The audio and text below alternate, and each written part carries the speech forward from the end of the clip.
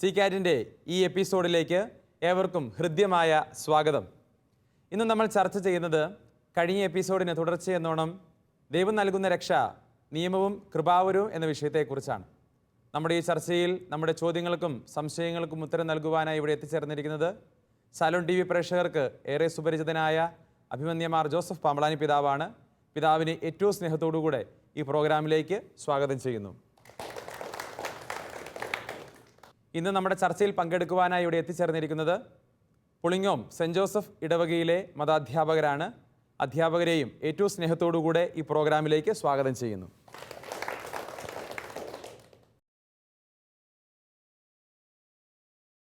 ഇനി അടുത്ത ചോദ്യം ആരാണ്? സാറിൻ്റെ ചോദ്യം എന്താണ്? പിതാവേ, പഴയ നിയമത്തിൽ ആ പിതാവായ ദൈവം പാപം ചെയ്ത് പോയ മനുഷ്യനെയും തിന്മയിൽ മൂഴി ജീവിക്കുന്ന ജനതകളെ ശിക്ഷിക്കുന്നതായിട്ട് കാണുന്നുണ്ട്. എന്നാൽ പുതിയ നിയമത്തിൽ അത്ര ശിക്ഷകളൊന്നും കൊടുക്കുന്നതായിട്ട് കാണുന്നില്ല. സത്യത്തിൽ ഇത്തരം ഈ ശിക്ഷകൾ ആ മനുഷ്യനെ നന്മയിലേക്ക് നയിക്കുകയല്ലേ ചെയ്യുന്നത്? സാറിൻ്റെ പേരെന്നാ? എൻ്റെ പേര് ടോമി. ടോമി. ഓക്കെ. ടോമി സാറ് ശിക്ഷയെ കൂടുതൽ ഇഷ്ടപ്പെടുന്ന ഒരാളാണ് അല്ലേ?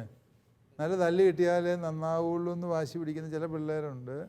ചില പിള്ളേരെ സ്നേഹിച്ചാലും അവർ നന്നാവും അല്ലേ? ഓരോരുത്തരുടെയും സ്വഭാവം വ്യത്യസ്തമാണ്. പഴയ നിയമത്തിൽ ഇതായിരുന്നു പ്രശ്നം. സാറ് ചോദിച്ചത് വളരെ ഗൗരവമുള്ളൊരു ചോദ്യമാണ്.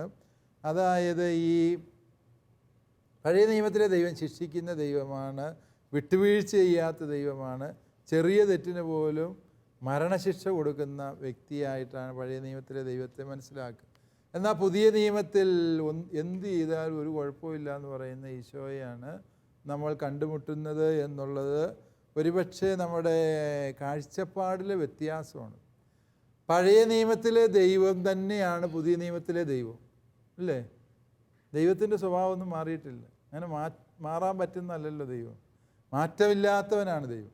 അതുകൊണ്ട് ദൈവ സ്വഭാവത്തിലല്ല മാറ്റം. മാറ്റം എന്ന് പറയുന്നത് ദൈവമെന്ന രഹസ്യത്തെ മനസ്സിലാക്കുന്നതിൽ മനുഷ്യന് മാറ്റം വന്നിട്ടുണ്ട് എന്നുള്ളതാണ് സത്യം. അതായത് പഴയ നിയമത്തിൽ ദൈവം ശിക്ഷിക്കുകയാണോ ചെയ്തിരുന്നത് എന്ന് ആത്യന്തികമായി നമ്മൾ ചിന്തിക്കുക. പറുദീസായുടെ കവാടത്തിൽ നിന്ന് പാപം ചെയ്ത മനുഷ്യനെ പുറത്താക്കി ദൈവം.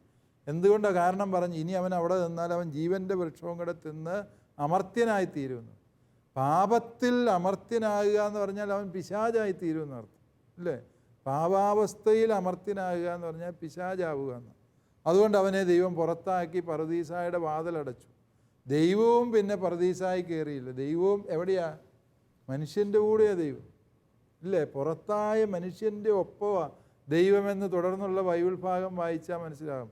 പറുദീസായിക്ക് പുറത്തു പോയി കായേനും ആബേലും കിടന്ന് അടിപിടി ഉണ്ടാക്കി ആബേൽ കൊല്ലപ്പെട്ടപ്പോൾ ദൈവം ഇടപെടുന്നുണ്ട്. അപ്പോൾ ദൈവം പറുദീസായിൽ സന്തോഷിച്ചിരിക്കുകയും മനുഷ്യനെ പുറത്താക്കുകയും ചെയ്യുകയാണ് ചെയ്തത്? അല്ല. അതാണ് നമ്മൾ തിരിച്ചറിയേണ്ടത്. നമ്മുടെ ദൈവം അപ്പോഴും നമ്മുടെ കൂടെ തന്നെയായിരുന്നു. നമ്മൾ പുറത്താക്കപ്പെട്ടപ്പോൾ ദൈവവും നമ്മോടൊത്ത് പുറത്താക്കപ്പെട്ട ദൈവമായിരുന്നു അല്ലേ? ഇസ്രായേൽ ജനം തോന്നിവാസത്തിൻ്റെ അങ്ങേ തലയിലെത്തി ബാബിലോൺ പ്രവാസത്തിലായി. ബാബിലോൺ പ്രവാസത്തിൽ പോയപ്പോൾ ജെറമിയ പ്രവാചകനും യെശയ്യ പ്രവാചകനും ഒക്കെ, രണ്ടാം യെശയ്യയൊക്കെ പറയുന്നത് എന്താണ്? ദൈവവും ഇതാ പ്രവാസത്തിലായി. ബാബിലോണിൻ്റെ തീരത്തിരുന്ന് സിയോനെ ഓർത്ത് ഞങ്ങൾ കരഞ്ഞു എന്ന മനോഹരമായ സങ്കീർത്തനമുണ്ട്. എസെക്കിയേൽ പ്രവാചകന് ദൈവം ദർശനം കൊടുക്കുന്നത് എവിടെയാണ്? കേബാർ നദിയുടെ തീരത്ത് ബാബിലോണിലിരിക്കുമ്പോഴാണ്. ഈ ദൈവവും പ്രവാസിയായി തീർന്ന അനുഭവമാണ് വാസ്തവത്തിൽ അവിടെ നമ്മൾ കാണുക അല്ലേ? മനുഷ്യൻ്റെ പാപം വർദ്ധിച്ചപ്പോൾ ദൈവം ഇരുന്ന് സങ്കടപ്പെട്ട് കരയുകയാണ്. ഇവനെ സൃഷ്ടിച്ചല്ലോ എന്നോർത്ത് സങ്കടപ്പെട്ടു എന്ന്. ബൈബിളിലെ ഒരുപക്ഷെ ഏറ്റവും ഹൃദയസ്പർശിയായ വാചകമാണ്. ഉൽപ്പത്തി പുസ്തകം 6-ാം അധ്യായം 6-ാം വാക്യം, മനുഷ്യനെ സൃഷ്ടിച്ചതിനെ ഓർത്ത് ദൈവം സങ്കടപ്പെട്ടു എന്നാണ്. നിങ്ങൾ കാരണവന്മാർ ചിലപ്പോൾ അങ്ങനെ പറയാറുണ്ട്. ഇവനെയൊക്കെ ജനിപ്പിച്ച നേരത്ത് 10 വാഴ വെച്ചാൽ പറ്റുന്നെങ്കിൽ ദൈവമേ എന്ന് പറഞ്ഞ് പഴയകാല കാരണവന്മാർ പറയും. വാസ്തവത്തിൽ ദൈവം ഇരുന്ന് സങ്കടപ്പെടുകയാണ്. നമ്മൾ മനസ്സിലാക്കേണ്ട നമ്മളെപ്പോഴും ദൈവത്തിൽ നിന്ന് മാറ്റി നിർത്തിയാൽ നമ്മളെ മനസ്സിലാക്കുക. നമ്മളെ ദൈവം ശിക്ഷിച്ചു, ദൈവം നമ്മളെ ആട്ടി പുറത്താക്കി, ദൈവം ഇല്ലാണ്ടാക്കി. വാസ്തവത്തിൽ അതല്ല. ഈ ശിക്ഷിക്കപ്പെടുന്ന ജനത്തിൻ്റെ ഒപ്പം ദൈവമുണ്ട്. പാപത്തിൻ്റെ ശിക്ഷ എന്ന് പറയുന്നത് പാപത്തിൽ തന്നെ ഉള്ളതാണ്. അതിന് ദൈവം പ്രത്യേകിച്ച് ഒരു ശിക്ഷ വിധിക്കേണ്ട കാര്യമില്ല. പഴയ നിയമം പുതിയ നിയമം തമ്മിലുള്ള വ്യത്യാസം അതാണ്. പഴയ നിയമത്തിൽ ഈ പാപത്തിന് പരിഹാരം ചെയ്യുന്ന ദൈവപുത്രൻ്റെ സാന്നിധ്യമില്ല. അതുകൊണ്ട് തന്നെ എന്താണ്, എല്ലാ പാപത്തിനും അതിൻ്റെ സ്വാഭാവികമായ പരിണിത ഫലം സംഭവിച്ചുകൊണ്ടേയിരുന്നു. ഉദാഹരണം പറഞ്ഞാൽ, ഉപ്പ് തിന്നാൽ വെള്ളം കുടിക്കുന്നു, വിഷം കുടിച്ചാൽ മരണം സംഭവിക്കും. ആ വിഷം കുടിച്ച വ്യക്തിയെ ആശുപത്രിയിൽ എത്തിച്ച് അതിന് പ്രതിവിഷമോ അല്ലെങ്കിൽ ആ വിഷം എടുത്തു കളയുകയോ ആ വിഷത്തിൻ്റെ ദൂഷ്യങ്ങൾ ഒഴിവാക്കുന്ന മരുന്നുകളോ കുത്തിവെക്കാൻ കഴിഞ്ഞാൽ അയാൾ ചിലപ്പം രക്ഷപ്പെട്ടേനെ, ഇല്ലേ? ആ മരുന്ന്, പാമ്പ് കടിച്ചവൻ മരിക്കും, സ്വാഭാവികം. അതിന് ആൻറ്റിവനം കുത്തിവെക്കാൻ പറ്റിയാൽ അവൻ രക്ഷപ്പെട്ടേനെ, ഇല്ലേ? പാമ്പ് കടിച്ചവൻ മരിക്കുക സ്വാഭാവിക പരിണതിയാണ്. പഴയ നിയമവും പുതിയ നിയമവും തമ്മിലുള്ള വ്യത്യാസം ഇതാണ്. പഴയ നിയമത്തിൽ പാമ്പ് കടിച്ചാൽ മരിക്കും, പുതിയ നിയമത്തിൽ പാമ്പ് കടിച്ചാൽ അതിന് ഔഷധമുണ്ട്. ഏതാണ്? ഈശോ മിശിഹായുടെ തിരുരക്തം എന്ന ഔഷധം. അത് പരിഹാരമാണത്.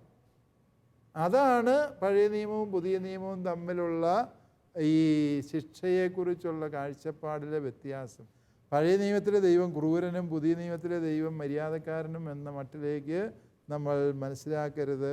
പഴയ നിയമത്തിൽ പാപത്തിന് പരിഹാരം ചെയ്യാൻ ദൈവപുത്രനില്ല എന്നുള്ളതിനാൽ എന്ത് സംഭവിക്കുന്നു? എല്ലാ പാപവും നാശകാരിയായിത്തീർന്നു. അതേസമയം പുതിയ നിയമത്തിൽ എല്ലാ പാപത്തിനും ദൈവപുത്രൻ പണ്ടേ പരിഹാരം ചെയ്ത് കഴിഞ്ഞതിനാൽ പാപം നാശകരം ആകുന്നില്ല എന്നുള്ള വ്യത്യാസം. വ്യക്തമായല്ലോ സാറേ. ഓക്കെ, അടുത്ത ചോദ്യം ആരാണ്? ഓക്കെ, ജോർജ് സാർ തന്നെ. പിതാവേ, യേശുക്രിസ്തുവിൻ്റെ ഉത്ഥാനത്തോടുകൂടി രക്ഷാകര ചരിത്രം പൂർത്തിയായി എന്ന് നമ്മൾ പഠിക്കുക. എങ്കിൽ യേശുക്രിസ്തുവിൻ്റെ ഈ ദൈവത്തിൻ്റെ രക്ഷാകര ചരിത്രം എന്നതുകൊണ്ട് എന്താണ് നമ്മൾ പഠിക്കുന്നത്? ക്രിസ്തുവിൻ്റെ രണ്ടാമത്തെ വരവിന് ഉള്ള പ്രാധാന്യം എന്താണ്? ഈശോയുടെ ഉത്ഥാനത്തിലൂടെ ദൈവത്തിൻ്റെ രക്ഷാകര പദ്ധതി, രക്ഷാചരിത്രം എന്നുള്ളതിനേക്കാൾ ഉപരി രക്ഷാകര പദ്ധതി പൂർത്തിയായി എന്ന് പറയുന്നത് ശരിയാണ്. കാരണം എന്താണ്? പറുദീസായുടെ കവാടം പാപം മൂലം അടയ്ക്കപ്പെട്ടു. ആ അടയ്ക്കപ്പെട്ട കവാടം ക്രിസ്തു തുറന്നതാണ് അവിടുത്തെ ഉത്ഥാനം. ഫുൾട്ടൻ ഷീനൊക്കെ പറയുന്നുണ്ട്, പറുദീസായുടെ അടയ്ക്കപ്പെട്ട കവാടം തുറന്ന് ക്രിസ്തു പുറത്തേക്ക് ഇറങ്ങി വന്നതാണ് ഉത്ഥാനം എന്ന്. ക്രിസ്തുവിൻ്റെ കല്ലറയുടെ കവാടം വാസ്തവത്തിൽ പറുദീസായുടെ അടയ്ക്കപ്പെട്ട കവാടമായിരുന്നു എന്നൊക്കെ അവർ താതാത്മ്യപ്പെടുത്താൻ ശ്രമിക്കുമ്പോൾ എവിടെയാണോ രക്ഷകൻ്റെ പേര് ആദ്യം പറഞ്ഞത്? പാപത്തിൻ്റെ നടുവിലാണ്, അല്ലേ? നേരത്തെ പറഞ്ഞ ചോദ്യത്തിലും അതുണ്ട്. പാപത്തിൻ്റെ നടുവിലാണ് ദൈവം രക്ഷകനെ വാഗ്ദാനം ചെയ്തത്. പറുദീസ അടയ്ക്കപ്പെട്ടു, ആ പറുദീസ തുറന്നു കിട്ടി, അങ്ങനെ രക്ഷാചരിത്രം പൂർത്തിയാവുകയും ചെയ്തു. ആ അർത്ഥത്തിൽ അതിനെ മനസ്സിലാക്കാം. ഇനി ദൈവത്തിൻ്റെ രക്ഷാകര പദ്ധതി എന്ന് പറയുന്നത് ഇതിനപ്പുറത്തേക്ക് നീളുന്നു. ഈശോയുടെ രണ്ടാം വരവിൽ എല്ലാ മനുഷ്യരും ഈശോ മിശിഹായിൽ ഒന്നായിത്തീരുന്ന, കൊളോസി ലേഖനം 3:11 അപ്പസ്തോലൻ പറയുന്നുണ്ട്, യേശുക്രിസ്തു എല്ലാമാണ്, എല്ലാവരിലുമാണ്. അതായിത്തീരുന്ന അവസ്ഥയാണ്. അതാണ് സൃഷ്ടപ്രപഞ്ചം ആകാംക്ഷയോടെ കാത്തിരിക്കുന്ന അനുഭവം എന്ന് പറയും. യേശുക്രിസ്തു എല്ലാമാകുന്ന, എല്ലാവരിലുമാകുന്ന ആ അവസ്ഥ, ആ അവസ്ഥയ്ക്ക് വേണ്ടിയാണ് ലോകം നോക്കി പാർത്തിരിക്കുന്നത് എന്ന് നമ്മൾ തിരിച്ചറിയും. ആ അവസ്ഥയിലെത്തുമ്പോഴാണ്, അതായത് യുഗാന്ത്യത്തിലാണ് ദൈവത്തിൻ്റെ രക്ഷാകര പദ്ധതി പൂർത്തീകരിക്കപ്പെടും. പിതാവേ, ഈ സ്വർഗീയ ജെറുസലേം എന്നതുകൊണ്ട് എന്താ നമ്മൾ മനസ്സിലാക്കേണ്ടത്? സ്വർഗീയ ജെറുസലേം എന്ന് പറയുമ്പോൾ സ്വർഗം എന്ന് തന്നെ മനസ്സിലാക്കണം. കാരണം എന്താണ്? ജെറുസലേം എന്ന് പറഞ്ഞാൽ ദൈവഭവനം എന്നാണ് അർത്ഥം, അല്ലേ? സ്വർഗീയ ജെറുസലേം എന്ന് പറഞ്ഞാൽ അത് പണ്ട് ഭൂമിയിൽ ഈ പലസ്തീനായിലെ തലസ്ഥാനമായ യൂദയ നഗരത്തിൽ, യൂദയ പ്രവിശ്യയിലെ ഒരു പട്ടണമായ ജെറുസലേം, അതാണ് അന്നത്തെ ദൈവഭവനമായി കരുതിയിരുന്നത്. അതല്ല, ഇനിമേൽ ആ നഗരത്തിലെ ആ കൃത്യമായ പള്ളിക്കകത്തല്ല, സ്വർഗത്തിലായിരിക്കുന്ന ദൈവസാന്നിധ്യം, സ്വർഗം എന്ന് തന്നെയാണ് അതിൻ്റെ അർത്ഥം. അടുത്ത ചോദ്യം ആരാണ് ഇനി? ടോമി സാർ. ഓക്കെ. പിതാവേ, ഈ പരിശുദ്ധാത്മാവിൻ്റെ സഹായത്താൽ അജപാലകരുടെ ഒപ്പം തന്നെയോ അതിനേക്കാൾ അധികമായോ ഇന്ന് അൽമായരും സുവിശേഷ വേലകൾ, ധ്യാന പ്രസംഗങ്ങൾ, ഇനി വിശ്വാസ ക്ലാസ്സുകൾ എന്നിവയൊക്കെ നടക്കുന്നുണ്ടല്ലോ. അപ്പോൾ അവർക്ക് സംഭവിച്ചേക്കാവുന്ന ഈ വചന വ്യാഖ്യാന പൊരുത്തക്കേടുകൾ ഈ വിശ്വാസികൾക്കിടയിൽ ആശയക്കുഴപ്പമുണ്ടാക്കുന്നില്ല. ഓക്കെ, പരിശുദ്ധാത്മാവിൻ്റെ സഹായത്താൽ അൽമായർ വൈദികർക്കൊപ്പോ അതിനേക്കാളുമോ സുവിശേഷം പ്രസംഗിക്കുന്നു എന്ന് പറയുന്നത് ശരിയാണ്. കാരണം സുവിശേഷം പ്രസംഗിക്കേണ്ടത് എല്ലാവരുടെയും ഉത്തരവാദിത്വമാണ്. വൈദികരുടെ ഉത്തരവാദിത്വമായിരുന്നു. അതിനകത്തേക്ക് വയ്യ അൽമായരുടെ കയറി വന്നു എന്നുള്ളതിനേക്കാൾ ഉപരി നമ്മൾ മനസ്സിലാക്കേണ്ടത് എല്ലാ ക്രൈസ്തവൻ്റെയും അടിസ്ഥാന ഉത്തരവാദിത്വമാണ് ഏത്? സുവിശേഷം പറയുക എന്ന് പറയുന്നത്. അതുകൊണ്ട് അൽമായർ ഇപ്പോൾ മുൻനിരയിലേക്ക് വന്നത് തീർച്ചയായും പരിശുദ്ധാത്മ പ്രവൃത്തി തന്നെയാണ്. ടോമി സാറ് പറഞ്ഞതുപോലെ പരിശുദ്ധാത്മാവിൻ്റെ പ്രവൃത്തി തന്നെയാണ് അൽമായരെ തിരുവചനം പറയാൻ വേണ്ടി മുഖ്യധാരയിൽ എത്തിച്ചത്. അത് വൈദികർ പരാജയപ്പെട്ടിടത്ത് ദൈവം അൽമായരെ ഉപയോഗിച്ചു എന്നൊക്കെ പറഞ്ഞ് ചിലർ വ്യാഖ്യാനിക്കുന്ന ഞാൻ കേട്ടിട്ടുണ്ട്. അത്രയും വ്യാഖ്യാനിക്കേണ്ട കാര്യമൊന്നുമില്ല. വൈദികരുടെ മാത്രം പണിയല്ല, അൽമായരുടെയും എല്ലാ വിശ്വാസിയുടെയും പ്രഥമ ദൗത്യം ഈശോയെ അറിയിക്കുക എന്നുള്ളത് തന്നെയാണ്. അത് ഇനി അവർ വചനം വ്യാഖ്യാനിക്കുമ്പോൾ അവർക്ക് തെറ്റ് പറ്റുമോ എന്നുള്ളതാണ് ടോമി സാറിൻ്റെ ചോദ്യം. അത് വലിയ പ്രശ്നങ്ങൾക്ക് കാരണമാവില്ലേ എന്ന്. ദൈവവചനം നമ്മൾ വ്യാഖ്യാനിക്കുക ഇത്തരം സന്ദർഭങ്ങളിൽ നമുക്ക് ചെയ്യാവുന്ന കാര്യമാണത്. നമുക്ക് ദൈവവചനം വായിച്ച് പ്രാർത്ഥിച്ചൊരുങ്ങി നമുക്കറിയാവുന്ന രീതിയിൽ അത് പഠിച്ച് പ്രാർത്ഥിച്ചൊരുങ്ങി പരിശുദ്ധാത്മാവിൻ്റെ സഹായത്തോടെ വചനം വ്യാഖ്യാനിക്കുക. വ്യാഖ്യാനിക്കുമ്പോൾ തീർച്ചയായും അത് മറ്റുള്ളവർക്ക് പ്രയോജനം ചെയ്യും. നമ്മുടെ വ്യാഖ്യാനത്തിൽ എന്തെങ്കിലും തെറ്റുകളുണ്ട് എന്ന് സഭ ചൂണ്ടിക്കാണിച്ചാൽ അത് തിരുത്താനുള്ള മനസ്സുണ്ടായാൽ മതി. മനസ്സിലാകുന്നു? അത് അച്ഛനായാലും മെത്രാനായാലും അൽമായർക്കായാലും എല്ലാവർക്കും ഒരേ നിയമമാണ്.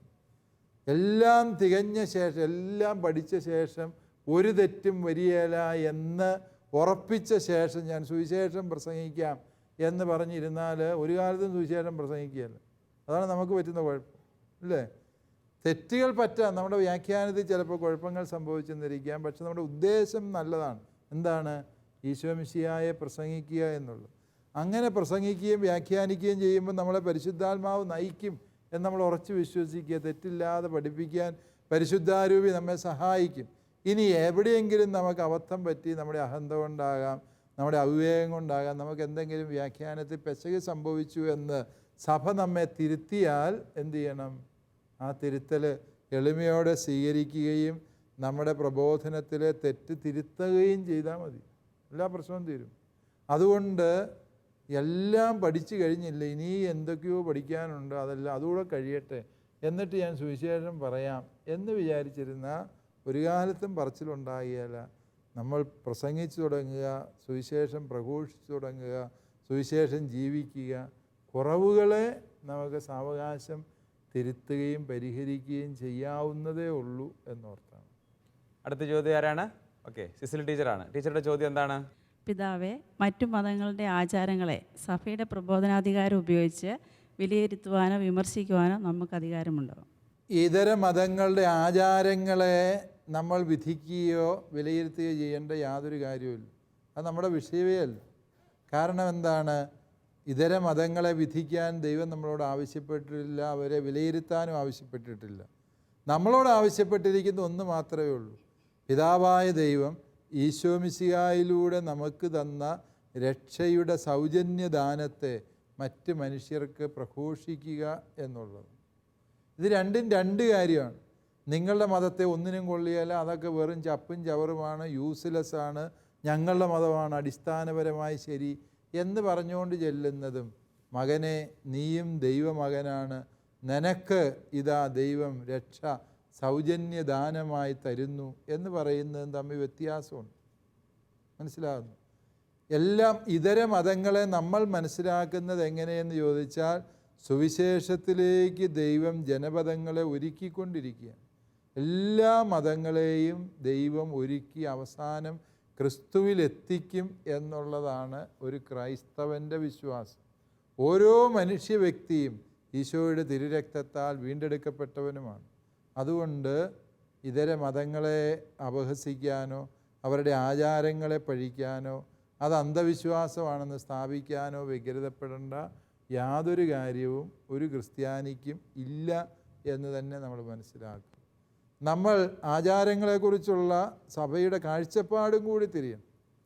അതായത് ഈ ആചാരങ്ങൾ ഇതര മത ആചാരങ്ങൾ അനുഷ്ഠിക്കുന്നു എന്നുള്ളത് കൊണ്ടല്ല ആ വ്യക്തി രക്ഷ പ്രാപിക്കുന്നത്, മറിച്ച് ആ വ്യക്തിയുടെ രക്ഷ ഈശോമിശിഹായിലൂടെയാണ് സാധിക്കുന്നത് എന്ന് സഭ വ്യക്തമായി പഠിപ്പിക്കുന്നുണ്ട്. ആ വ്യക്തി അവരുടെ മതത്തിൻ്റെ ആചാരം അനുഷ്ഠിച്ചോ അല്ലയോ എന്നുള്ളത് ആ വ്യക്തിയുടെ രക്ഷയെ ബാധിക്കുന്ന കാര്യമല്ല. രക്ഷ ക്രിസ്തുവിൻ്റെ ബലിയുടെ യോഗ്യതയാൽ മാത്രം സംഭവിക്കുന്നു എന്നതും കൂടി നമ്മളിതിനോട് ചേർത്ത് വായിക്കും. വ്യക്തമായല്ലോ അല്ലേ? അടുത്ത ചോദ്യം ആരാണ്? ഓക്കെ, ബിജു സാറാണ്. സാറിൻ്റെ ചോദ്യം എന്താണ്? ധാർമ്മിക ജീവിതം ഒരു ആധ്യാത്മിക ജീവിതമാണ്. ഇത് എന്താണെന്നൊന്ന് വിശദീകരിക്കുമോ? അതുപോലെ തന്നെ കുദാശ സ്വീകരിച്ചവർ അധാർമിക ജീവിതം നയിക്കുന്നത് കണ്ട് തങ്ങളെ തന്നെ കുദാശകളിൽ നിന്ന് അകറ്റി ജീവിക്കുന്നവരുണ്ട്. ഇവർക്ക് എന്ത് ഉപദേശമാണ് നമുക്ക് നൽകാനുള്ളത്? യെസ്, ധാർമ്മിക ജീവിതം എന്ന് പറയുന്നത് ആത്മീയ ജീവിതം തന്നെയാണ്. കാരണം എന്താണ്? ആത്മീയ ജീവിതത്തിൻ്റെ അനിവാര്യ ഭാഗമാണ് ധാർമ്മിക ജീവിതം എന്ന് പറയുന്നത്. കാരണം ധാർമ്മികതയില്ലാത്ത ആത്മീയത എന്ന് പറയുന്നത് അത് ഒരു വൈരുദ്ധ്യമാണ്. ആധ്യാത്മികത അടിസ്ഥാനപരമായി ധാർമ്മികതയിലാണ് പണിയപ്പെട്ടിരിക്കുന്നത്. ഒരു വ്യക്തിക്ക് ധാർമ്മിക ജീവിതമില്ല എങ്കിൽ ആ വ്യക്തി ആത്മീയനാണ് എന്ന് പറയുന്നത് കാര്യമില്ല. എല്ലാ ദിവസവും പള്ളിയിൽ പോയി ഭക്തിയോടെ പ്രാർത്ഥിച്ചേച്ച് വരുന്ന അമ്മായിയമ്മ മരുമകളോട് വരുന്ന പാടെ കലഹിക്കുകയാണ് എങ്കിൽ ആ ധാർമ്മികതയില്ല എന്നർത്ഥം, അല്ലേ? എല്ലാ ദിവസവും പള്ളിയിൽ പോയി വിശുദ്ധ കുർബാന സ്വീകരിച്ച് വരുന്ന ചേട്ടൻ അയലോക്കത്തെ പറമ്പിൻ്റെ അതിരുമാന്തുവാണ് എങ്കിൽ അയാൾക്ക് ആത്മീയതയില്ല, ധാർമ്മികതയില്ല. ധാർമ്മികതയില്ലെങ്കിൽ ഒരു കാര്യം നമുക്ക് ഉറപ്പിക്കാം, എന്താണ്? ആത്മീയതയില്ല. അതുകൊണ്ട് ഇത് തമ്മിലുള്ള പാരസ്പര്യം നമ്മൾ ശരിക്കും മനസ്സിലാക്കിയിരിക്കേണ്ടതാണ് എന്നുള്ള സത്യം തിരിച്ചറിയുക. എന്നാൽ ചിലപ്പോഴെങ്കിലും ഈ ആത്മീയതയെക്കുറിച്ച് വലിയ ബോധ്യങ്ങളില്ലാത്തവരും ധാർമ്മികമായി നന്നായി ജീവിക്കുന്ന കണ്ടിട്ടുണ്ട്. അതേസമയം ധാർമ്മികതയില്ലാത്തവന് ആത്മീയതയില്ല എന്ന് നമുക്ക് ഉറപ്പിച്ച് പറയുകയും ചെയ്യും. ആത്മീയതയില്ലാത്തവർക്കും ചിലപ്പം ധാർമ്മികത കാണാം. കാരണം എന്താണ്? ധാർമ്മികത അതിൻ്റെ അടിസ്ഥാന സ്റ്റേജാണ്. അതിൻ്റെ മേലാണ് ആത്മീയത പണിയപ്പെടുന്നത്. അതുകൊണ്ട് ആത്മീയതയില്ലെങ്കിലും ധാർമ്മികത ഉണ്ടാകാം, എന്നാൽ ധാർമ്മികതയില്ലാതെ ആധ്യാത്മികത ഒരിക്കലും ഉണ്ടാവില്ല. രണ്ടാമത് ചോദിച്ചിട്ടുണ്ടായിരുന്നു സാറ്. കുദാശ സ്വീകരിച്ചവരുടെ അധാർമിക ജീവിതം കണ്ടുകൊണ്ട് തങ്ങളെ തന്നെ കുദാശകളിൽ നിന്ന് മാറി ജീവിക്കുന്ന ആൾക്കാരുണ്ട്. ഇവർക്ക് എന്ത് ഉപദേശമാണ് നമുക്ക് നൽകാനുള്ളത്? അതായത് കൂദാശ ജീവിതം നയിക്കുന്നവർ സ്വീകരിച്ചവർ വീണ്ടും അധാർമിക ജീവിതം നയിക്കുന്നത് കണ്ട് കൂദാശകളിൽ നിന്ന് തന്നെ അകന്ന് നയിക്കുന്നവരുണ്ട്, അല്ലേ? യെസ്, അത് വാസ്തവത്തിൽ അവരുടെ അറിവില്ലായ്മയെന്ന് കരുതേണ്ടതുള്ളൂ. കാരണം എന്താ? കൂദാശ എന്ന് പറയുന്നത് വിശുദ്ധ കുർബാന സ്വീകരിക്കുന്നതിലൂടെ ഞാൻ ഐക്യപ്പെടുന്നത് ഇതിനു മുമ്പ് കുർബാന സ്വീകരിച്ചവരുമായിട്ടല്ല. ഞാൻ ഐക്യപ്പെടുന്ന ആരുമായിട്ടാണ്? ഈശോമിശിഹായുമായിട്ടാണ്. ഈശോമിശിഹായിൽ നിനക്ക് എന്തെങ്കിലും കുറവ് കാണാൻ പറ്റിയെങ്കിൽ കുർബാന അവാസ്തവമാണ് എന്ന് പറയും. അതേസമയം വിശുദ്ധ കുർബാന സ്വീകരിച്ച എനിക്ക് ഐക്യപ്പെടാനുള്ള ക്ഷണം ഈശോയോടൊത്താണ് എന്ന് മനസ്സിലാക്കി കഴിഞ്ഞാൽ കാര്യങ്ങൾ എളുപ്പമായിത്തീരും. മറ്റ് മനുഷ്യർ വഴിതെറ്റി എന്നുള്ളത് കൊണ്ട് ഞാൻ തെറ്റാൻ എന്നെ തന്നെ അനുവദിക്കേണ്ട കാര്യമുണ്ട്. ഇപ്പോൾ ഉദാഹരണം പറഞ്ഞാൽ, കുടുംബജീവിതത്തിലേക്ക് പ്രവേശിച്ച് വിവാഹം കഴിച്ച 1-2 പേര് വിവാഹമോചനം നേടി. ഇത് കണ്ട ചെറുപ്പക്കാരെല്ലാവരും കൂടെ തീരുമാനിക്കുകയാണ് ഇനി കുടുംബജീവിതമേ വേണ്ട, കാരണം വഴിതെറ്റിയവരുണ്ട് ഇതിനകത്ത് എന്ന് തീരുമാനിച്ചാൽ അതിനകത്തെ അവിവേകം എന്തുമാത്രമുണ്ട്, അല്ലേ? മറ്റുള്ളവർ വഴിതെറ്റിയോ തെറ്റിയില്ലയോ എന്നുള്ളത് വേറെ വിഷയം. എനിക്ക് വഴി തെറ്റാതിരിക്കാൻ ഈ കൂദാശ ജീവിതം ആവശ്യമാണ് എന്ന തിരിച്ചറിവ് നേടുക, അതാണ് ശരിയായ വഴി. വ്യക്തമായല്ലോ അല്ലേ? അടുത്ത ചോദ്യം ടോമി സാറാണ്. പിതാവേ, അതുമായിട്ട് ബന്ധപ്പെട്ടൊരു ചോദ്യമാണ്. വിശുദ്ധ ലൂക്കായുടെ സുവിശേഷം 16-ാം അധ്യായത്തിൽ യേശു നമ്മൾ കാണിച്ചു തരുന്ന ആ കാര്യത്തിൻ്റെ യജമാനൻ്റെ ഉപമയിൽ ആ കാര്യസ്ഥൻ ധാർമ്മികത ഒന്നും ചെയ്യുന്നില്ല. പക്ഷേ ആ യജമാനൻ അവനെ ശരിക്കും പ്രശംസിക്കുന്നുണ്ട്. എനിക്കത് ആവാന്ന് വിശദീകരിച്ച് തരാമോ? യെസ്, അത് വളരെ സങ്കീർണമായൊരു ഉപമയാണ്. നമ്മൾ ഇതിനു മുമ്പുള്ള ഏതോ എപ്പിസോഡുകളിൽ അത് വിശദീകരിച്ചിട്ടുണ്ടെന്നാണ് എൻ്റെ ഓർമ്മ. എങ്കിലും സാറ് ചോദിച്ച സ്ഥിതിക്ക് അതിൻ്റെ ഒന്ന് ചുരുക്കി പറയാം. അതായത് ഒരു യജമാനൻ 80 താലന്ത് കൊടുത്തു. 100 താലന്ത് കൊടുക്കാനുള്ളവന് 80 താലന്തെന്ന് വെട്ടിയെഴുതി 50 40 മാറ്റി, ഇങ്ങനെ കുറച്ച് കൊടുക്കുകയാണ്. കുറച്ച് കൊടുത്തതിലൂടെ ആ വ്യക്തിയെ മറ്റുള്ളവർ സ്വവീടുകളിൽ സ്വീകരിക്കും. യജമാനൻ പിരിച്ചു വിട്ട് കഴിയുമ്പോൾ അവനെ ഈ ഇളവ് കിട്ടിയവന്മാർ സംരക്ഷിച്ചോളും. എന്നിട്ട് ഈശോ പറയുകയാണ്, അധാർമിക സമ്പത്ത് കൊണ്ട് സ്നേഹിതന്മാരെ സമ്പാദിച്ചോളൂ എന്ന് പറയുമ്പോൾ ഈ ലൂക്കാസ് വിശേഷത്തിൽ ഇവിടെ മുഴുവനും പറയുന്നത് സമ്പത്തിൻ്റെ വിനിയോഗത്തെക്കുറിച്ചാണ്. 16 അധ്യായത്തിൽ അല്ലേ? 16 അധ്യായത്തിൽ ഈ ഉപമ കഴിഞ്ഞാൽ ഉടനെ വരാൻ പോകുന്നത് ഈ ധനവാന്റെയും ലാസറിൻ്റെ ഉപമയാണ്. സമ്പത്ത് തനിക്ക് വേണ്ടി മാത്രമാണെന്ന് വിചാരിച്ച്. ഇതിന് മുമ്പ് പറയുന്ന ഏതാണ്? നമ്മുടെ ഭോഷനായ ധനികൻ്റെ ഉപമയാണ്. അപ്പോൾ ഇതെല്ലാം സമ്പത്തിനെക്കുറിച്ച് പറയുന്ന വേളയിലാണ് എന്ന് മനസ്സിലാക്കുക. ഇതിനെ 2 രീതിയിൽ വ്യാഖ്യാനിക്കാം. ആ തോന്നിയാസം കാണിച്ച് നടന്നു, നീ വിജയിച്ചു എന്നുള്ള ഒരു വിപരീതാർത്ഥത്തിൽ അതിനെ പറഞ്ഞതായിട്ട് മനസ്സിലാക്കാൻ സാധിക്കും. അധാർമിക സമ്പത്ത് കൊണ്ട് സുഹൃത്തുക്കളെ നേടുക, അവർ നിങ്ങളെ നിത്യകൂടാരങ്ങളിൽ കാത്തുകൊള്ളും എന്നാണ് ഈശോ പറയുന്നത്. അതാണ് മനസ്സിലാക്കാൻ വളരെ ബുദ്ധിമുട്ടുള്ളത്. സാറിൻ്റെ ചോദ്യം അതാണ് അല്ലേ? യെസ്, ഇവിടെ ഈശോ ഉദ്ദേശിക്കുന്നത് ആ ഉപമയുടെ പശ്ചാത്തലത്തിൽ നിന്നുകൊണ്ട് പഠിച്ചു കഴിയുമ്പോൾ മനസ്സിലാകും, ഇത് ഒരു യജമാനൻ കാര്യസ്ഥനോടാണ് കണക്ക് ചോദിക്കുന്നത്. യഹൂദർ പലിശ മേടിക്കുകയില്ല. പലിശ മേടിക്കാൻ അവർക്ക് അവകാശമില്ല, നിയമവിരുദ്ധമാണ്, അവർ മേടിക്കുകയില്ല. പക്ഷേ ഈ കാര്യസ്ഥന്മാർ എന്ത് ചെയ്യുമെന്ന് ചോദിച്ചാൽ അവർ വലിയ പലിശയ്ക്ക് യജമാനൻ്റെ സ്വത്ത് കൊടുക്കും. എന്നിട്ട് യജമാനന് മുതൽ മാത്രം കൊടുത്താൽ മതി, കാരണം അയാൾ പലിശ മേടിക്കുകയല്ലോ. അപ്പോൾ ഈ പലിശയാണ് ഇയാൾ ഇളവ് ചെയ്യുന്നത്. മനസ്സിലാകുന്നു? യജമാനനെ യഥാർത്ഥത്തിൽ 50 കോർ ഗോതമ്പ് കൊടുത്താൽ മതി. ഇയാൾ എന്ത് കൊടുത്തു? 50 കൊടുത്തിട്ട് 100 എഴുതിച്ചു. അപ്പോൾ ഈ 50 ആർക്കുള്ളതാണ്? കാര്യസ്ഥനുള്ളതാണ്. കാര്യസ്ഥനുള്ള വിഹിതം പുള്ളി വേണ്ട എന്ന് വെച്ചപ്പോൾ അയാൾ മറ്റുള്ളവർക്ക് സ്വീകാര്യനായി അല്ലേ? അതായത് അധാർമികമായ സമ്പത്ത് വേണ്ട എന്ന് വയ്ക്കുമ്പോൾ നമ്മൾ മറ്റുള്ളവർക്ക് സ്വീകാര്യനായിത്തീരുന്നു.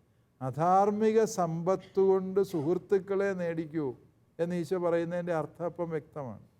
അധാർമിക സമ്പത്ത്, അന്യായമായ പലിശ വേണ്ട എന്ന് വെച്ചപ്പോൾ മറ്റുള്ളവർ നിങ്ങളുടെ സുഹൃത്തുക്കളായി. അവ നിങ്ങളെ നിത്യകൂടാരങ്ങളിലെത്തിക്കും. നിത്യകൂടാരം എന്ന് പറഞ്ഞാൽ ഏതാ? സ്വർഗത്തിലെത്തിക്കും എന്നാണ് ഈശോ അർത്ഥമാക്കുന്നത് എന്ന് മനസ്സിലാക്കുന്നതാണ് കൂടുതൽ ശരി. ഇത്ര വ്യക്തമായല്ലോ സാറേ. ഓക്കെ, പ്രേക്ഷകരായ നിങ്ങൾക്കും CCAT-ലേക്ക് സംശയങ്ങൾ എഴുതി അറിയിക്കാവുന്നതാണ്. അറിയിക്കേണ്ട വിലാസം: To the producer, CCAT, Shalom Television, Peruvannamuzhi PO, Kozhikode. Pincode 673528. ഈ വിഷയത്തെക്കുറിച്ചുള്ള ചർച്ച ഇവിടെ അവസാനിക്കുന്നില്ല. വീണ്ടും കാണുന്നതുവരെ നന്ദി, നമസ്കാരം.